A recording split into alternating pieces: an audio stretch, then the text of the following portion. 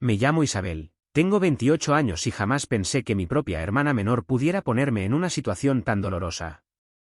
Ella es Laura, tiene 26 años, y estaba a punto de casarse con su prometido, Marcos. Yo llevaba casi 3 años saliendo con mi novio, Diego, de 29 años. Todo parecía normal, hasta que empecé a notar detalles que me hicieron estremecerme. Al principio eran cosas pequeñas, casi imperceptibles.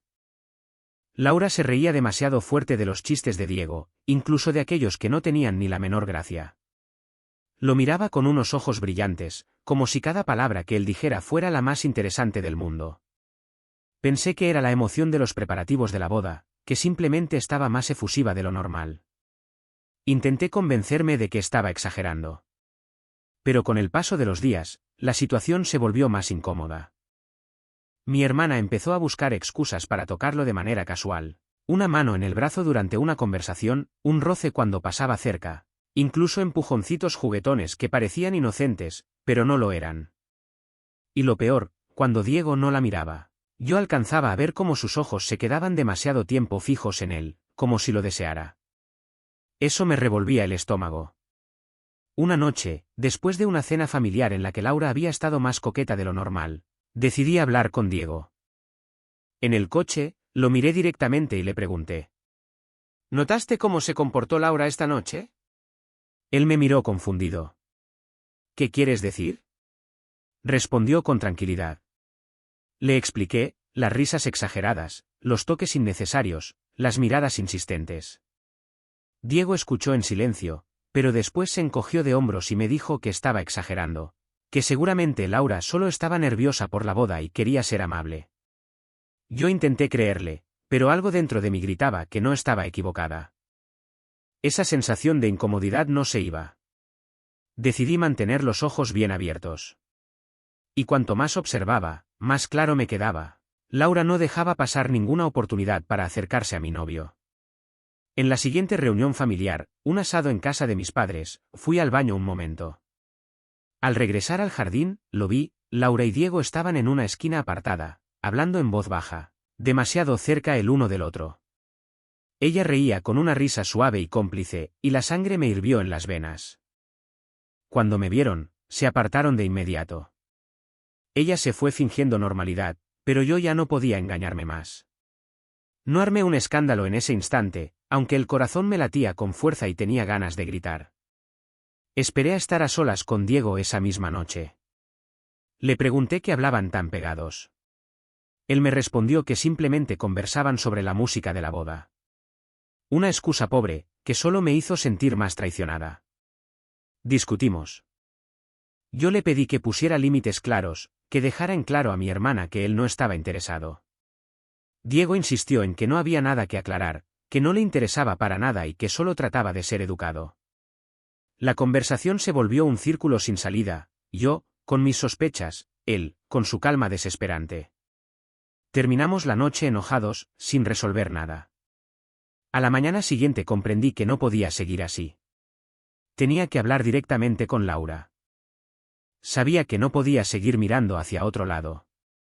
La tensión me estaba consumiendo y cada encuentro familiar se sentía como caminar sobre vidrios rotos.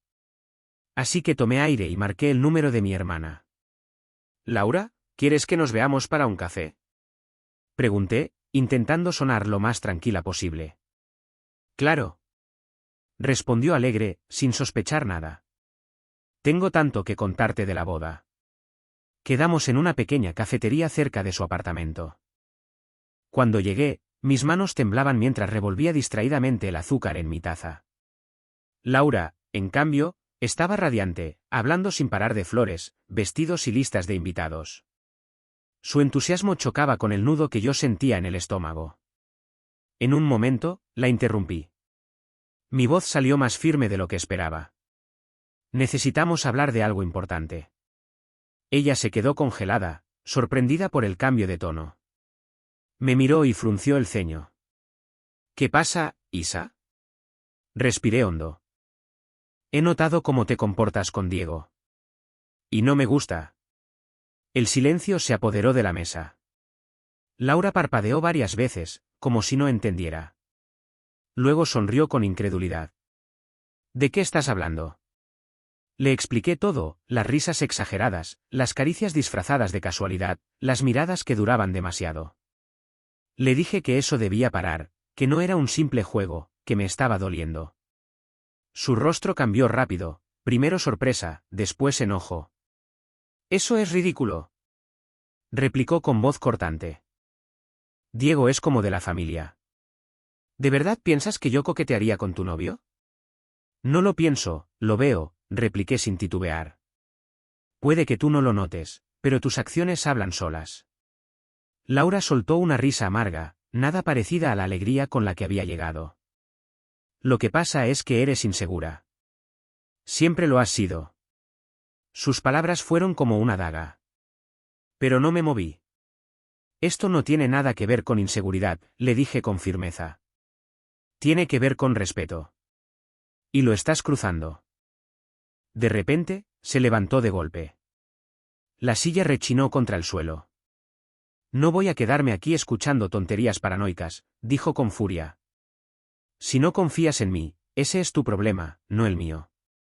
Y salió del café dejándome sola, rodeada de murmullos de las otras mesas. Me quedé mirando la puerta, sintiendo un vacío helado en el pecho. De regreso a casa, Diego notó mis ojos hinchados. «¿Qué pasó?», preguntó preocupado. Le conté cada detalle. Suspiró pesadamente y me dijo que había cometido un error al enfrentar a Laura de esa forma. Que ahora, a pocos días de la boda, todo sería peor. Lo miré con incredulidad. «¿Entonces soy yo la culpable?». Él negó con la cabeza, intentando tranquilizarme, pero sus palabras me dejaron más confundida. ¿Había hecho lo correcto? ¿O realmente estaba arruinando todo por mis celos? Los días siguientes fueron un infierno. Laura dejó de hablarme. Mis padres, enterados de su malestar, me llamaron indignados.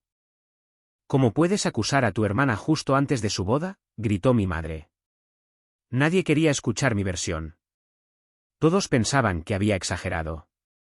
Yo empezaba a sentirme sola, como si estuviera luchando contra un fantasma que solo yo podía ver. Faltaba apenas una semana para la boda. Yo seguía sin hablar con Laura, cada llamada mía terminaba en silencio o en una puerta cerrada en mi cara. Mis padres estaban molestos conmigo, convencidos de que mis acusaciones eran fruto de celos y paranoia. ¿Y Diego?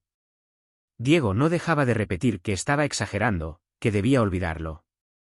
Una tarde decidí ir a casa de mis padres, con la esperanza de aclarar el ambiente. Al llegar, escuché voces bajas que venían del costado de la casa. Algo en mi interior me impulsó a acercarme por el jardín, con paso lento y contenida inquietud. Al doblar la esquina, lo vi. Allí estaban Laura y Diego, semi-escondidos detrás de un gran arbusto, completamente absorbidos el uno en el otro. Laura tenía las piernas enroscadas alrededor de la cintura de mi novio, sus manos apretando su cuello como si fuera el único hombre en el mundo. La boca de ambos se buscaba con una desesperación que no dejaba lugar a dudas.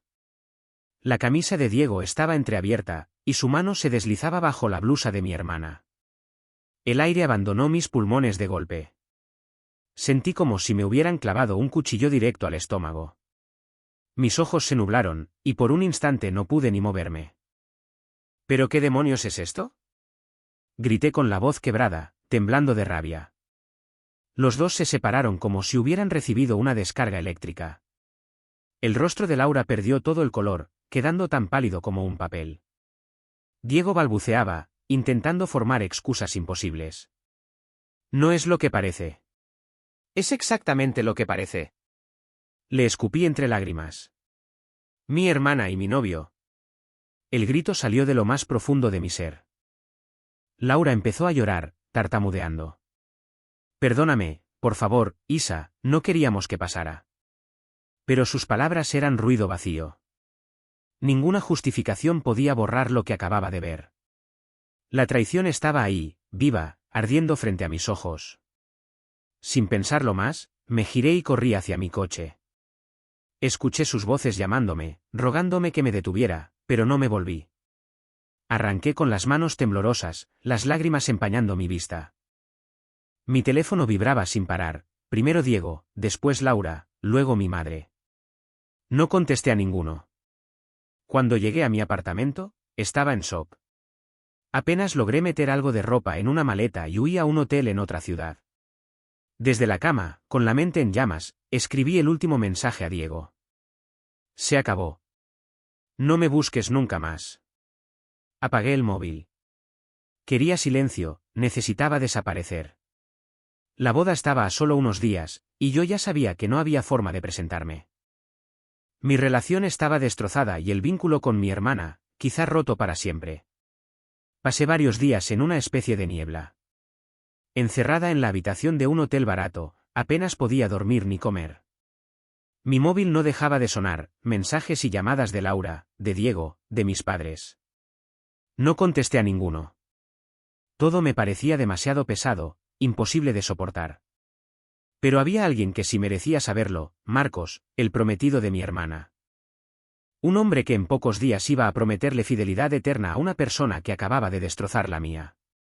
Me costó reunir valor, pero al final marqué su número. ¿Isabel?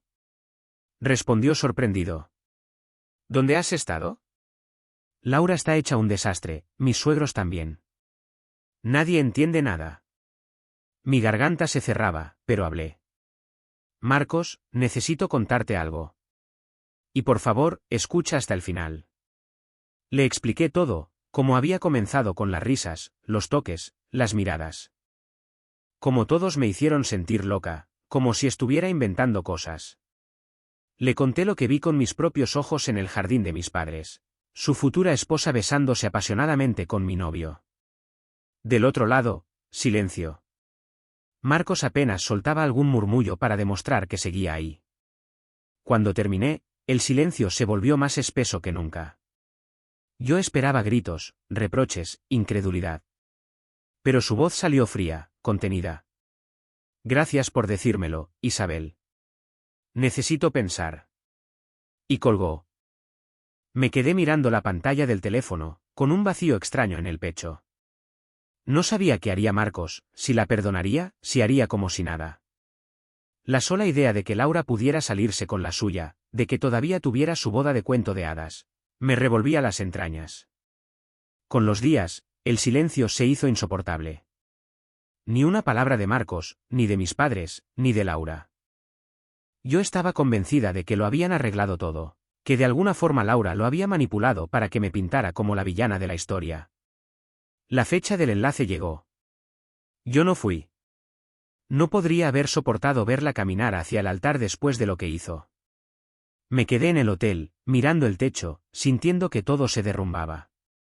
Pero al anochecer, recibí una llamada inesperada de mi prima Elena. Su voz temblaba de emoción. Isa, ¿no sabes lo que pasó en la iglesia? Me incorporé de golpe, con el corazón martillando en el pecho. ¿Qué? ¿Qué pasó? Y Elena, casi susurrando para no atragantarse con la adrenalina, me lo contó todo. Elena hablaba rápido, con la voz cargada de nervios. Todo parecía normal al principio, me contó. La iglesia estaba llena, tu hermana estaba preciosa con el vestido, y Marcos la esperaba en el altar. Nadie sospechaba nada. Yo escuchaba con el corazón en la boca, cada palabra me apretaba el pecho. Pero cuando llegó el momento de los votos, continuó Elena, Marcos dio un paso al frente y pidió silencio. La iglesia entera se quedó inmóvil. Dijo que no podía casarse, la voz de mi prima se quebró de la emoción. Que no podía unir su vida con alguien que había traicionado a su propia hermana. Sentí un escalofrío recorrerme el cuerpo. ¿Lo dijo así? Pregunté en un susurro. Exactamente. Y después miró a tus padres y les pidió perdón, diciéndoles que merecían saber la verdad. El murmullo se expandió entre los invitados como un incendio. Todos miraban a Laura, que se había quedado helada, blanca como la pared.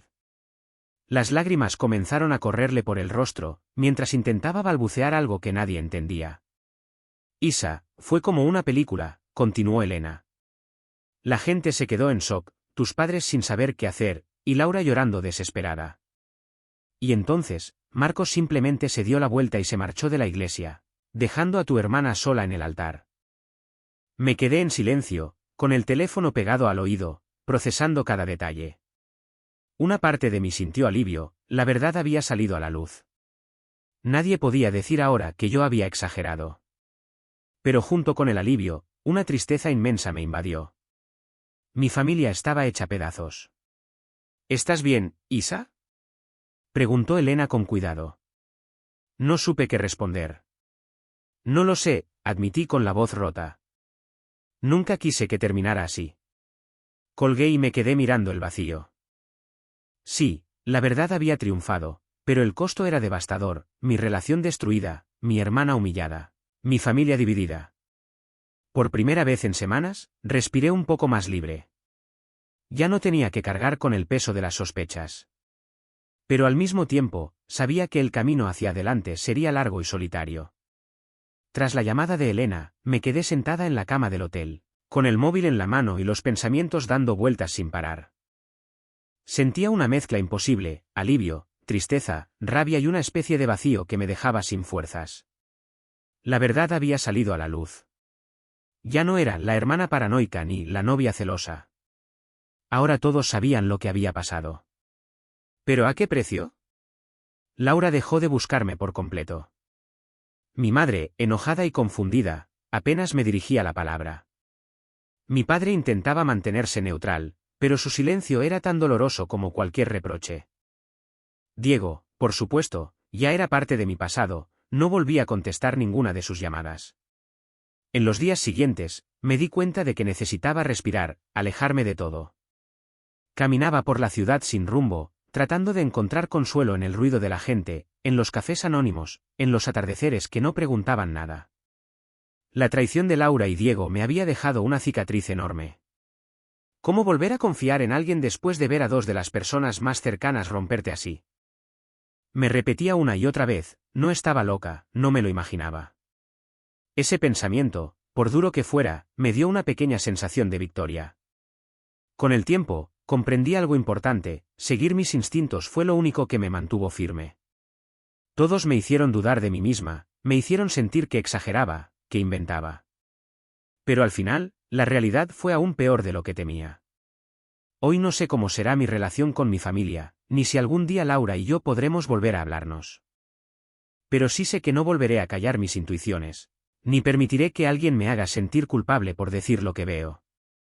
Cada día es una batalla pequeña para recomponerme, pero al menos ya no vivo en la mentira. La verdad, aunque duela, es siempre más ligera que la duda.